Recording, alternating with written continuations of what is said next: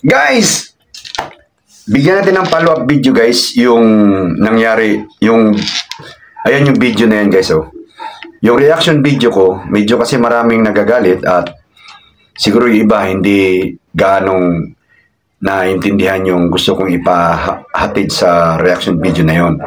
So, follow up natin ngayon guys para at least baka nga sa ngayon mag-gets nyo yung ibig kong sabihin doon sa reaction video na ginawa ko.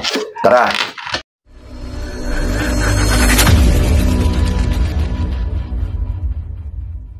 Alright guys, welcome sa Riddles TV. 14 years more or less bilang security officer, security guard. Ang pag-uusapan natin guys, follow-upan natin yung video kahapon na itong video na yan. So baka magulat kayo guys, medyo mahaba ang buhok ko at nakasando palagi at naka-earrings. Isipin nyo, paano naging security officer to at security guard? Kasi guys, ako po ay isa ng retired na po ako. Wala na po akong, hindi na po active sa duty. At gumagawa ako ng mga video ngayon guys regarding sa mga situational, regarding sa information, regarding sa pagka-security guard tulad ng pag-usapan natin ngayon. Dalawin yung channel ko guys, ayan yung channel ko. Pag nandiyan yung channel ko guys, puntahan nyo yung playlist, ayan, playlist. Pindutin nyo yung playlist guys. At pag lumabas na yung pumindit kayo yung playlist, itong lalabas. Pumunta kayo sa Security Guard Matters, ayan, nandyan. Marami tayong video regarding sa pag-guardia dyan guys, okay? So ngayon guys, okay guys, bali, marami kasing nagalit sa akin dun sa reaction video ko. Siguro inisip nila, bakit sa guardia ako nakapanig at hindi dun sa bata na nag-viral. Kasi ngayon guys, alam nyo na ngayong panahon na to, ito ay walang personalan guys okay, baka kasi yung iba halos manakit sa salita. Okay, gusto ko lang naman ipaintindi din sa mga tao ang kalagayan ng gwardiya guys. Kasi ako naging gwardiya ako kasi nandyan ako sa trabaho na yan. Ilang beses din akong nalugmok, ilang beses din akong ginawa ko lahat. Pagkatapos nagkamali ng konti, tinanggal ng panahon na marami akong estudyante. Walang nakaka-appreciate sa trabaho ng gwardiya. Walang nakakapagbigay sa yung tinatawag na ang pagka gumawa ka ng kabutihan sa trabaho mo, well, okay. Parang ganun lang. Good. Mga ganun. Pero pag nagkamali ang isang gwardiya, ganun. Lalo na kung sasamantalahin. So, may papanood akong video sa inyo guys para maintindihan yung ibig kong sabihin.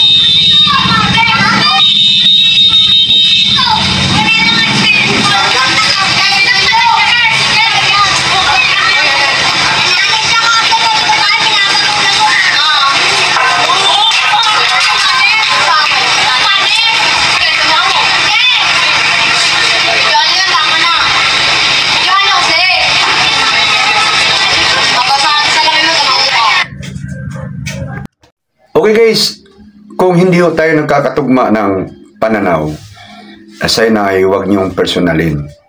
Kasi ako gusto ko lang naman ding iparating sa inyo yung side ng tulad ng gwardiya. Kasi galing ako sa trabahong ganun. So nakita niyo yung video guys kung paano nag-provoke yung batang babae. Di ko alam kung bata pa ba yun o nasa tamang edad. Gusto niya mag-provoke dun sa mga gwardiya. Nasaktan siya. Ba? Ginawa niyang nagwala-wala siya doon, nag-provoke siya sa mga gwardiya. Mabuti na lang yung mga gwardiya ay talagang Kumbaga, yun na nga sinabi lang maximum tolerance na ginagawa nila.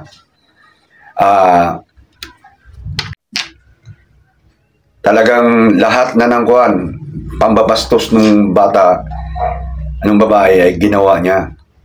Nagwala siya, tapos nagbanggit pa siya, videohan yan. Kasi bakit? Para nga makakuha ng simpati. At kung nakikita nyo guys, yung gwardiya kung paano binato ng bata sa ulo dito sa likod. Kung nagkataon, yung binato ng bata ay tumusok dito sa likod guys. Tumusok yun, o hindi tumusok, kahit na pa ganun, ito ang masilang bahagi ng ating ulo. Maaaring makumatos yung gwardiya, o ano man mangyari, anong sasabihin ng mga tao? Anong naging reaksyon ng mga nasa mga nanungkulan sa government na ganong mga attitude ng mga bata? Wala lang kasi gwardiya ang naagribyado. Pero once na may maagribyado ng konti ang isang gwardiya, isi-sensationalize na agad. Tunad sa viral video na may tugtog pang kalungkot-lungkot na tugtog. Di ba? Yung video na viral na estudyanteng bata. Ganun yung guys. Bali, may mga tao talaga ngayon na puprovoke. Wala naman akong sinabi doon sa reaction video ko na walang maling ginawa yung gwardiya. Bagkos, sinabi ko nga doon sa reaction video ko, nakakagawa na ang move ng ibang gwardiya, nakakagawa ng move yung parang call of their duty na. Kasi nga, hindi na nila alam kung saan ilagay ang sarili. Kaya kung minsan, nakakagawa ng maling galaw, which is hindi intensyon na mang-api o manghamak ng isang tao. Walang ganon. Tulad sa video na yan.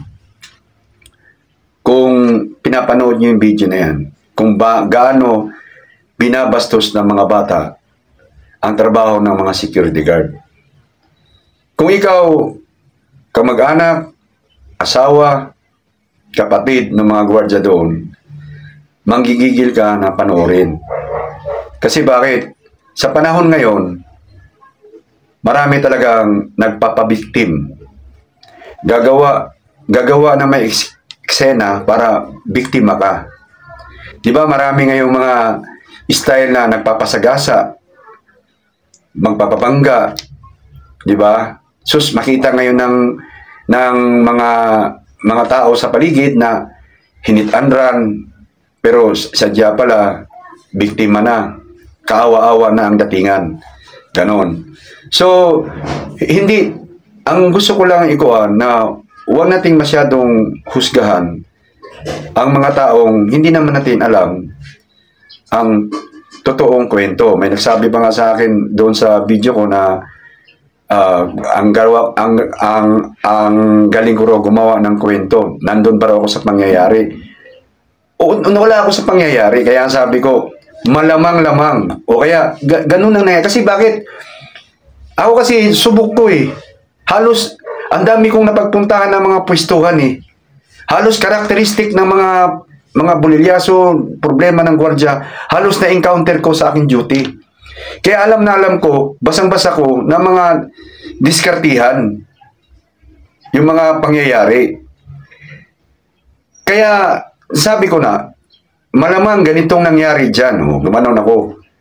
At hindi ko sinabing ginawan ko ng kwento yung pangyayari ng reaction video na ginawa ko. Wala akong intensyon na gawa ng kwento yun. Ang gusto ko lang namang ihatid sa video ko na ang mga gwardiya ay underrated na trabaho. Tanungin niyo yung mga gwardiya. May kasabihan nga kami, 1,000 kabutihang nagawa mo sa duty mo. Magkamali ka na ng konti, tanggal ka. Tapos, naranasan ko yan kasi nung mga panahon na ganun ang nangyari sa akin, halos magpasagasa ako sa gitna ng EDSA sa sobrang bigat ng problema, sa dami ng mga unfair na nangyari dun sa duty ko nung panahon na yon. Di ba? So, kuan ko yung gwardiya, yung tinatawag na ramdam ko siya at gusto kong ipaintindi sa inyo kung sino man, kung may nanonood man sa mga video ko, na wag tayong, kumbaga, husgahan natin na gano'n na siya ka sama na tao o gano'n na siya ka walang training. Alam mo ba kung anong naging parusa ng gwardiya nung sangkot sa viral video? Pinarusahan siya ng mall na yun na lahat ng kanilang mall ay bawal na siyang mag-duty.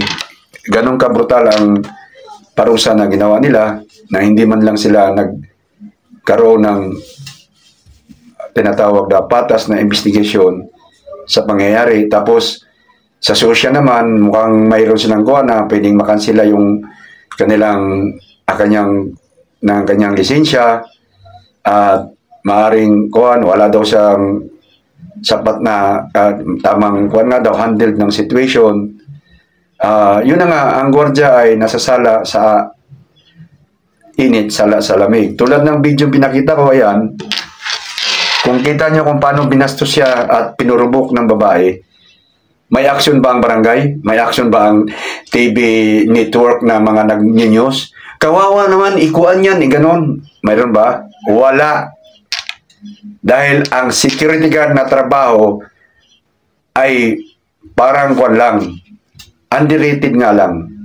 Isa yan sa mga dahilan bakit napakababa ng tingin sa tao sa trabaho ng security guard.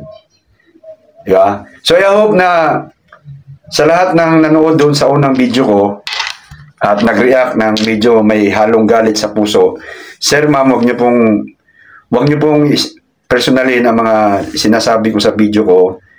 Gusto ko lang ipahatid sa inyo na maraming tao ngayon na gumagawa na eksena para magpabiktim, papiling biktim, at nagagamit yung ibang tao sa gusto nilang mangyari.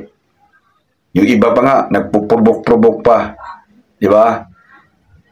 Ako, minsan, nakapagbigay talaga ako ng mga din dahil nadala rin ako na sa mga jeep bus na nagdadrama na may sakit ang anak, may ganito, hindi wag ganoon, hindi kami masamang tao, nanghingi lang kami. Isa rin palang mga scam na ginagawa. Kaya ayok na wag nating masyadong husgahan pag nasa video na ipopost na tapos tutugtugan ng napakalungkot na tugtog ay tulad ng mga security guard na galing ako dyan ang trabaho ko dati. Kumbaga may mga pagkakataong bayani ka na halos sa ginagawa mo, pero hindi pa rin nabibigyan ng pansin. Nangyari sa akin yan, ikikwento ko lang, isisigwe ko lang bago tayo matapos. Lahat ng halos ng kasama ko sa detachment namin ay nag-stand up. Ano ba yung stand up? Parang nag-con sila, parang nagprotesta. Ako, alam kong bawal yung ginawa nila, so hindi ako nakisama sa mga kasama ko. So nangyari, yung isang pwesto namin, inalisan ako ng mga tao ko. May natira sa akin dalawa, mga matatanda. Shout out sa iyo, Lito Pinka at Jimboy Basera. Hindi ko alam kung si Jimboy kung buhay pa ngayon kasi medyo may edad na yon. Pero si Lito Pinka ay palagi pa kaming active sa FB page namin kasi kami ang magka-FB friends kami. Sila ang makapagpatunay sa kwento na to. Nung nag-stand up na yung mga kasama namin, ay siyempre kami na lang natira. So, habang nagkagulo-gulo na yung detachment namin, kami ay nanatili doon sa among pwesto. At nung matapos yung stand-off na yon, galit sa amin lahat ng kasama namin. Kaya hindi ako sumama doon sa ginawa nila kasi una alam ko mali. Pangalawa, nag-aaral yung mga anak ko. Lahat, nag-aaral lahat sila. Ako lang naghanap buhay, nagtrabaho sa pamilya ko. So kung sasama-sama pa ako doon, ano maging mapala ako sa kuwan ko? Kailangan ko ng kita. Kailangan kong manatili sa kita ko dahil yung anak ko nag-aaral ng panahon na yon. Ngayon, natanggal lahat na nag-stand off. Alam mong ginawa ng commander ko? Instead na pasalamatan ako, narinig ko pa na, yun na nga, balak pa rin nila akong tanggalin nung panahon na yon. Dahil kasama daw ako doon sa kuwan. Isamantalang, kung tutuusin, dapat binigyan ako ng pasalamat doon sa ginawa ko na nanatili ako doon sa pwesto na hindi masira ang pwesto namin. Ang agency ko, wala. Nagkaisa pa sila na halos tanggalin ako. Mabuti na lang may isang sitwasyon na naligtas ako. Yun ang sinasabi ko guys na gagawa ka ng 1,000 kabutihan sa trabaho ng gwardiya. Kaya sinasabi ko, ngayon, mula noon nung nangyari yon, ang palagi kong kuhan, bakit ko kailangan ibigay ang sarili ko palagi sa trabaho ko? Ang importante, kumita lang ako, pagkatapos uwi na, okay na. Sabi ko ganun. But kailangan i-dedicate mo pa ang kuhan, okay? So I hope guys na nalinawan ko yung mga nagagalit sa akin dyan sa una kong video.